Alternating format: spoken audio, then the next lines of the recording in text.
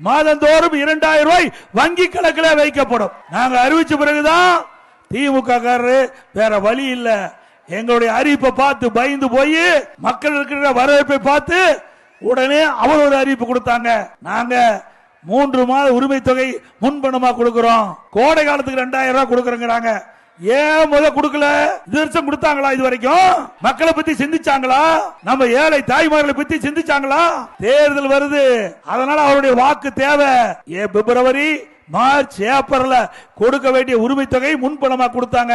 கோடை காலத்துக்கு 2000 ரூபாய் கொடுக்கறாங்களா? இது வரைக்கும் வெயிலே வரல, தமிழகத்துல கோடையே வரல. இந்த ஆட்சி வந்த பிறகு 22வது வருஷம் கோடை, 23வது வருஷம் கோடை காலம், 24வது வருஷம் கோடை காலம், 25வது வருஷம் கோடை காலம். அப்பொழுதெல்லாம் இந்த ஏழை தாய்மார் கண்ணுக்கு தெரியல ஸ்டாலினுக்கு. இப்ப தேர்தல் வருவதனால அந்த கோடை காலத்துல 2000 ரூபாய் கொடுப்பேன் என்று கொடுத்திருக்கிறார். உங்களுக்கு சும்மா கொடுக்கலீங்க, உங்களுடைய வாக்குக்கு விலை பேசி கொடுக்கப்பட்ட அரசாங்கம் திமுக அரசாங்கம்.